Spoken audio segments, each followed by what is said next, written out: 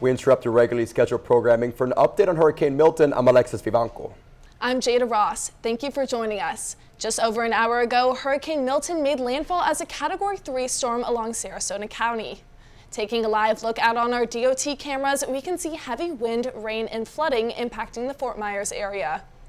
In a post shared on X just moments before landfall, Governor Ron DeSantis says now is the time for residents to shelter in place. He says first responders are staged and ready to go as soon as weather conditions will allow.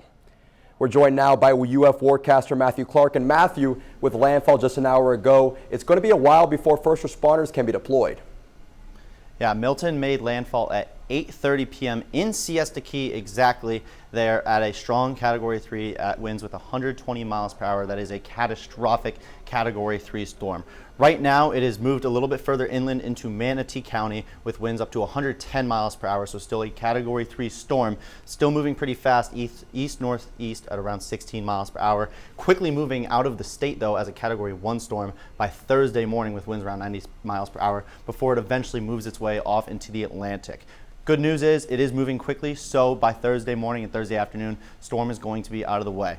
Right now, Category 2 actually just got downgraded to a Category 2. Strong Category 2, still life-threatening storm. Storm surge for Tampa, still storm surge in Tampa, but they have that offshore wind, which is kind of pushing the water out with the counterclockwise motion of a storm. Then it's bringing all that water and all that surge into Venice, Port Charlotte, Siesta Key. They've seen over 10 feet of storm surge up to this point. Made landfall right here, Siesta Key, so everything south of there, Sarasota, Venice, Port Charlotte have seen the worst storm surge. North has seen the most rain. I think Pinellas County got a foot of rain in just over 4 hours. Our area though, only 1 to 3 feet of storm surge. Cedar Key got a lot from Helene, however from Milton, only 1 to 3 feet. They got spared up there because the storm was south. Crystal River, 3 to 6 feet down there.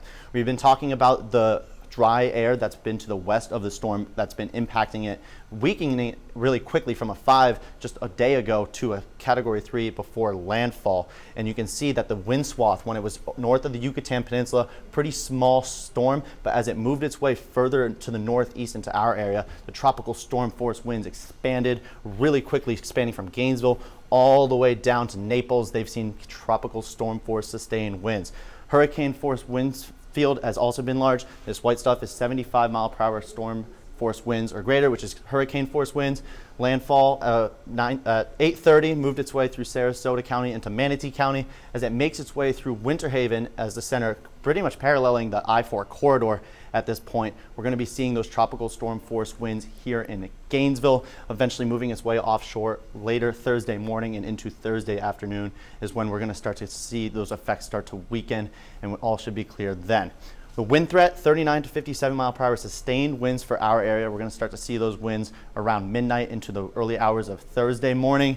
Further south you go, the more strong those winds are, 58 to 73 in Ocala, the Villages, and then 74 to 110 mile per hour sustained winds. Still a strong Category 1, Category 2 storm. We've seen a lot of rain over the past couple days, and Milton has added to it. 2.5 inches in Gainesville, and the further south, 4 inches in Ocala, 4.2 inches in the Villages. And for the most part, this rain has been pretty devastating because it's been flooding and saturating the soil. And so any additional rain from Milton is going to create kind of just a runoff effect. Tree roots are going to be weaker, so those trees are going to be able to fall easily with those tropical storm force winds. It's pretty much looked like this since 8 a.m. this morning.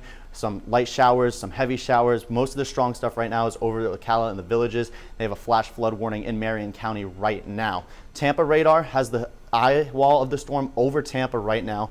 Eye is over Manatee County just to the north of Sarasota, zooming in on that. Eye is pretty large right now just because of all that dry air that's been wrapping in. So everything to the south of this storm, lots of storm surge, really fast winds. Everything to the north of the storm, really fast winds, heavy rain. 12 inches in just over 4 hours is a very dangerous amount of rain in a short amount of time. Futurecast moving into the overnight hours towards midnight and past midnight, still seeing some of the rain. And as the rain rates start to slow down, the wind speed is going to increase as we start to get on the west side of this storm. That wind speed is going to remain into the tropical storm force sustained winds as we head into Thursday morning and eventually into late Thursday morning and into early Thursday afternoon. It's going to start to tail off into the coast.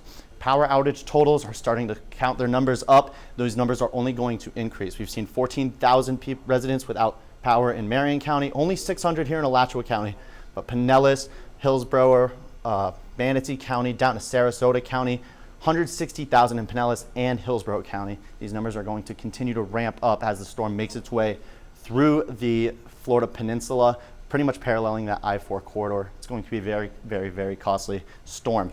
Hurricane warning for most of the Florida Peninsula, everything south of Fort Myers, still under tropical storm warning.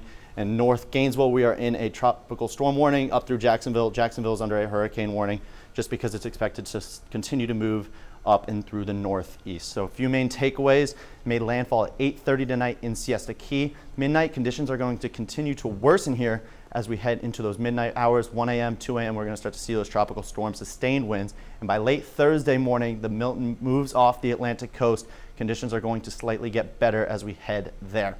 Campus cam, lots of rain on our camera. Can't really see the wind right now just because the raindrops covering the camera. But sustained winds right now of 21 miles per hour. Those numbers are going to go up as we head later into tonight.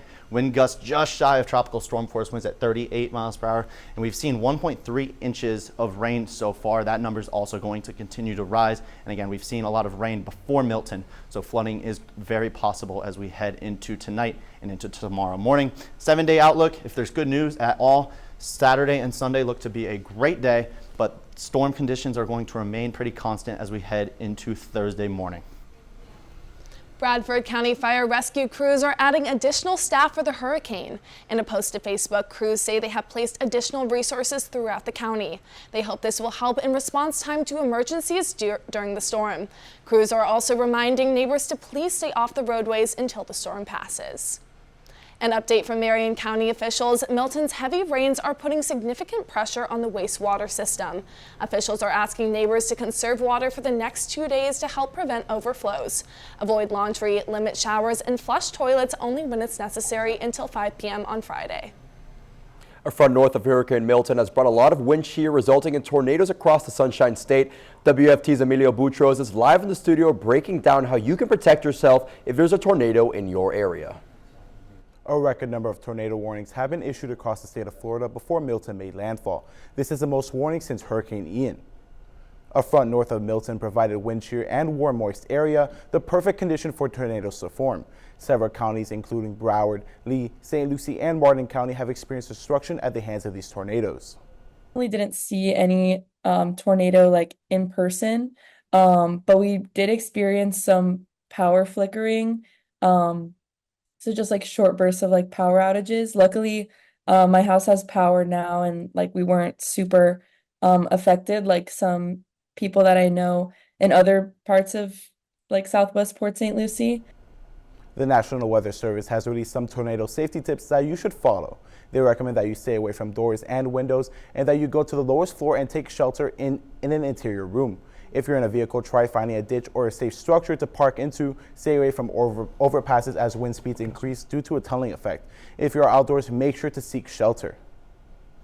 We will continue to keep a close watch and find people who can share the stories of Milton. Live in the studio, Emilio Boutros, WFT News.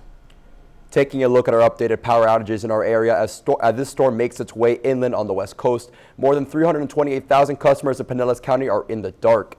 Look at your screens. There are already over 1.4 million outages throughout the state. Marion County is the hardest hit in north central Florida, with more than 34,000 customers experiencing outages. Just 2 hours ago, 42,000 customers in Marion County were without power after Hurricane Helene. If your power goes out, officials are recommending to keep your fridge and freezer doors closed as much as possible. This can help keep your food to last up to 2 days in a full freezer or a day and a half full freezer. In a fridge, food can last 4 hours without power. Don't eat food that has expired due to foodborne illnesses. We've told you before, there are 10 different locations people can go to for safety in Marion County. WUFT's Juan Carlos Chowie is live in the studio with an update on these shelters. That's right. I spoke with Marion County Sheriff's Office Public Information Officer Valerie Strong over email about the current state of the shelters. She said none of the shelters are full and there is no cutoff time for evacuees to get them. So just a quick recap of all the shelters in Marion County. take a look at your screen. These are the first 5. These are all general population shelters: Bellevue Middle, Forest High, Fort McCoy, Horizon Academy, and Liberty Middle. These are the other 5 shelters. Madison Street Academy and North Marion Middle School are also general population. Westport is the special needs shelter. Lake Weir High and Vanguard High are the pet-friendly shelters. Finally, the sex offender and predator shelter is located at the MCSO Sexual Offender and Predator Unit. All these locations can be found on WUFT.org. Live in the studio, Juan Carlos Chowie, WUFT News.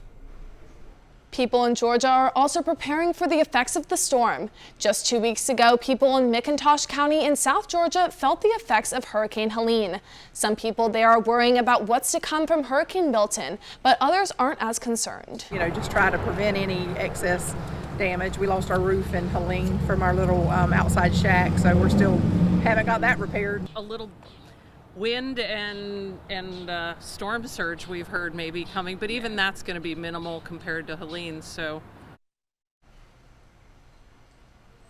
here at WFT, we like to keep all of our viewers informed, including our Spanish speakers. Here's a recap of the top stories from today's show in Spanish. El Servicio Meteorológico Nacional te tienes algunos consejos de seguridad en caso de tornado. Recomienda que te alejes de puertas y ventanas. Si estás en un edificio, vete al piso más bajo. También tienes que estar atento a cualquier alerta de emergencia. Busca refugio donde estacionar si estás en un vehículo, y si te encuentras al aire libre, busca refugio inmediatamente. También te tenemos un resumen de todos los refugios abiertos en el condado Marion. Los refugios para la población general son Bellevue Middle School, Forest High, Fort McCoy, Horizon Academy y Liberty Middle. Madison Street Academy y North Marion Middle School también son refugios para la población general. Westport es un refugio para los que tienen necesidades especiales. Los refugios de Lake Weir y Vanguard High aceptan mascotas. Hurricane Milton made landfall just 2 hours ago over in Sarasota County. UF forecaster Matthew Clark joins us now and is tracking where the storm is heading. Yeah, so right now it's over Manatee County as a strong Category 2 storm with winds up to 110 miles per hour. Right here, that's just 1 mile per hour shy of a Category 3 storm, so still very life-threatening storm that's over land. It's going to continue to weaken as it moves its way through Florida pretty quickly. By Thursday morning, it still remains a Category 1 hurricane as it makes its way off into the Atlantic, moving pretty fast to east-northeast at around 16 miles per hour before making its way off into the Atlantic Ocean as we head into this weekend. Good news, it's moving quickly. Going to be out of our area pretty shortly. Got to just hang in there for now. This swath of rain has been pretty consistent from 8 a.m. to now. Marion County under a flash flood warning. You see all this heavy rain, yellow, red rain that's over Marion County. Gainesville seeing some pretty heavy rain as well as we head into tonight. Future track right now as it heads continuously through. It almost parallels the I-4 corridor up through Orlando. The rain rates are going to start to slow down in our area here in Gainesville as we head into Thursday early morning, but those winds are going to start to continue to ramp up still at this point. So tropical storm force winds that are sustained is not out of the question. It's going to remain like that until we head into the later parts of Thursday morning. Most of the state is still under a hurricane warning. It's going to remain that way until Milton is off to sea. Tropical storm warning south down into the south parts of the area. For the most part though, power outage is going to remain constant for the most part. Those numbers are going to continue going up as it parallels the I-4 corridor. Very costly storm. Thank you, Matthew, and thank you for joining us. We'll be back at 11 p.m. with more updates on Hurricane Milton. We also have live updates on WFT.org. We now return to your regularly scheduled programming.